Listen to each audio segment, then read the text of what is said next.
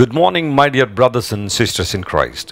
యేసుక్రీస్తు వారి శ్రేష్టమైన నామంలో మీ అందరికీ శుభాలు ప్రకటిస్తున్నాను. ఈ వాగ్దాన సందేశాన్ని వీక్షించడానికి దేవుడు మనకిచ్చిన అవకాశాన్ని బట్టి దేవునికి మహిమ కలుగును గాక.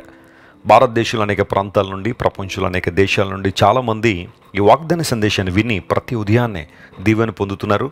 మీ అందరిని బట్టి నేను ప్రభువును స్తుతిస్తున్నాను. దేవుని వాక్యం పట్ల, దేవుని రాజ్య విస్తరణ పట్ల మీకున్న ఆసక్తిని బట్టి ఎల్లప్పుడూ దేవునికి మహిమ కలుగును గాక. మీ విశ్వాసము మరియు మీ ప్రేమ, మీ పని చాలా గొప్పది.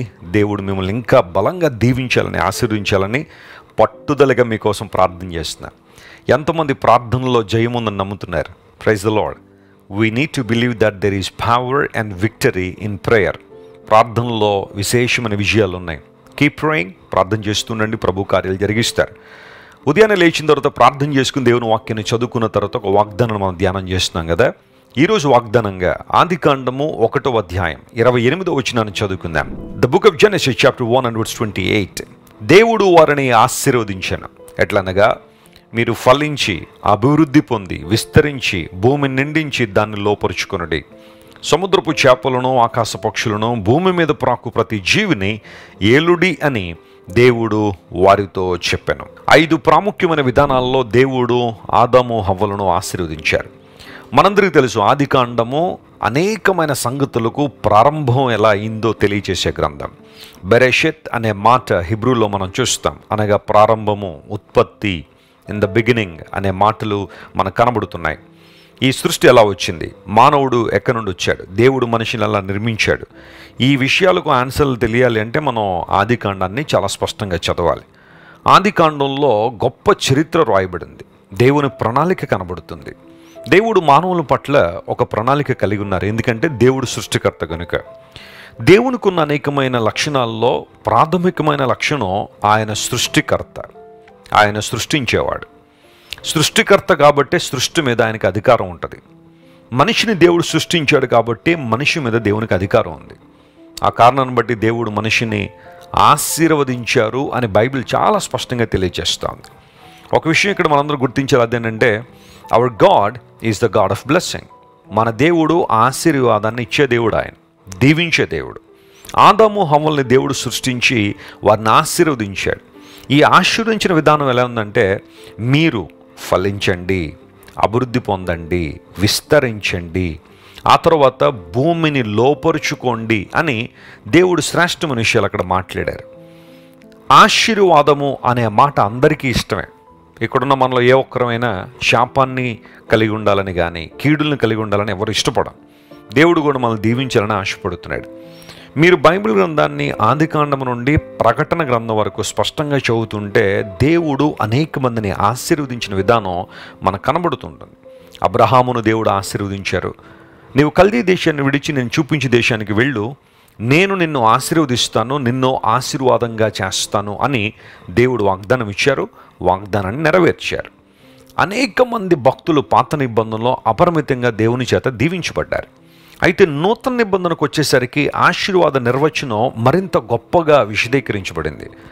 ఆత్మ సంబంధమైన దీవెనలు, పరలోక సంబంధమైన ఆశీర్వాదాల గురించి నూతన నిబంధన చాలా స్పష్టంగా తెలియజేస్తుంది. అలా అని చెప్పి నూతన నిబంధనలో ఉన్నవారు భౌతికంగా దీవించబడలేదు అని నేను అంటలేదు. దేవుడు ఆ విధానంలో కూడా వారిని ఆశీర్వదించారు, కానీ ప్రాముఖ్యత మాత్రం ఆత్మ సంబంధమైన ఆశీర్వాదాలకు ఇవ్వబడింది. పౌలు మహాశయుడు ఎఫెసీయులకు రాస్తూ ఇదే అంటాడు, మీరు ఆత్మ సంబంధమైన ఆశీర్వాదం పొందారన్నాడు. దేవుని చేత మీరు ఎన్నిక చేయబడ్డారు. ప్రభువుని యేసుక్రీస్తు ద్వారా, ఆయన రక్తము ద్వారా మీరు విమోచింపబడ్డారు. ఆ తర్వాత పరిశుద్ధాత్మ ద్వారా మీరు ముద్రించబడ్డారు, లేదా మీరు సీల్ చేయబడ్డారని పౌలు మహాశయుడు ఆత్మ సంబంధన దీవెనల గురించి చాలా స్పష్టంగా రాశాడు. ఇకపోతే యోహాను గారి దగ్గరికి వస్తే, గాయు అనే వ్యక్తికి యోహాను గారి పత్రిక రాస్తూ ఏమంటాడంటే, ప్రియుడా నువ్వు ఆత్మలో వర్ధిల్లుచున్న ప్రకారం అన్ని విషయాల్లో వర్ధిల్లాలని. ఈ విషయాన్ని మీరు అందరూ గుర్తుపెట్టుకోవాలి. మొదట మనం ఆధ్యాత్మికంగా అభివృద్ధి పొందాలి. ఆ తర్వాత దేవుడు అన్ని విషయములలో మనకు ఆశీర్వాదాన్ని, అభివృద్ధిని దయచేస్తారు. నీ దేవుడు నిన్ను ఆశీర్వదించాలని, నిన్ను విస్తరింప చేయాలని, నిన్ను అభివృద్ధి చేయాలనే ఆయన ఆకాంక్షిస్తున్నారు. అయితే నువ్వు చేయాల్సిన పని ఏంటో తెలుసా? ఆయన ప్రణాళికకు నీ జీవితాన్ని అప్పగించుకోవడం, ఆయన అధికారానికి నీ జీవితాన్ని అప్పగించడం. ఈ రోజుల్లో చాలామంది అన్నీ చేయడానికి సిద్ధమే.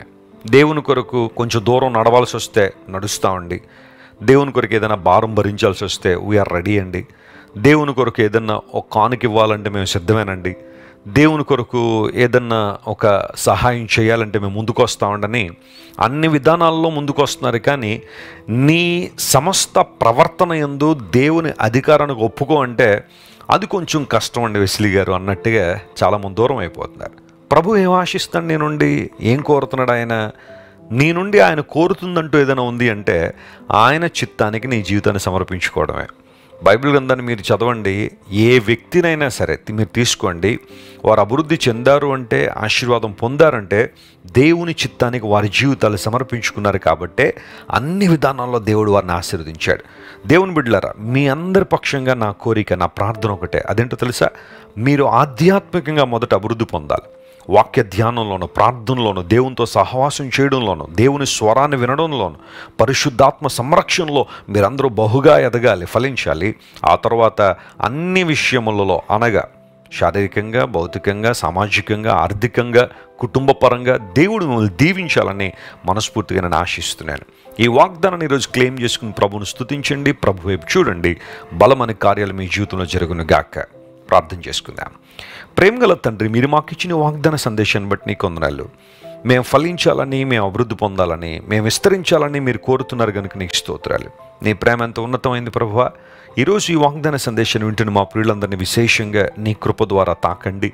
పరిశుద్ధాత్మదేవ నీ అభిషేకంతో, నీ శక్తితో ప్రతి ఒక్కరిని మీరు నింపి అద్భుత కార్యాలు చేయమని కోరుతున్నాం. బలపరచండి.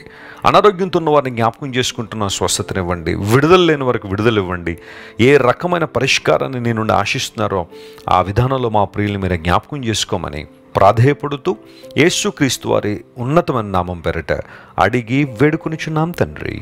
Amen, amen, amen. God bless you dear friends. Have a wonderful day.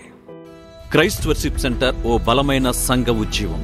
కొన్ని సంవత్సరాల క్రితం కేవలం ఇద్దరితో ప్రారంభించబడిన పరిచర్య నేడు ప్రపంచవ్యాప్తంగా లక్షలాది మందిని ప్రభావితం చేయుచున్నది. రాజమండ్రి, సికింద్రాబాద్, బెంగళూరు, చెన్నై, నెల్లూరు, దుబాయ్, బెహ్రైన్, కరీంనగర్, విశాఖపట్నం, గద్వాల్, కొవ్వూరు, మలకపల్లి, శ్రీలంక, భూటాన్, అడ్డతీగల, పాలమూరు, ఒంగోలు, బళ్ళారి, కోరుకొండ, పోతవరం, నల్లజర్ల, వెంకటరామయ్యగూడెం, మచిలీపట్నం, ఇందిరానగర్లతో పాటు అనేక గ్రామాల్లో క్రైస్ట్ వర్షిప్ సెంటర్ ఆరాధనలు జరుగుచున్నవి.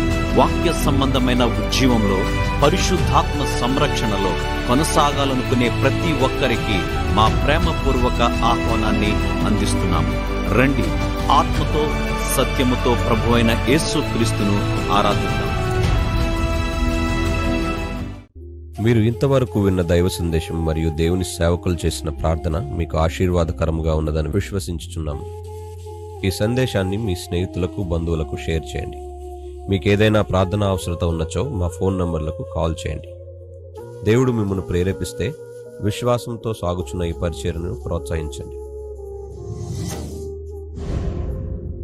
మరిన్ని వర్తమానాలు, పాటలు వినుటకు జాన్ వెస్లీ మినిస్ట్రీస్ అను మా యూట్యూబ్ ఛానల్ను సబ్స్క్రైబ్ చేసుకొనండి. ప్రభువైన యేసుక్రీస్తు కృప మీకు తోడైండును గాక.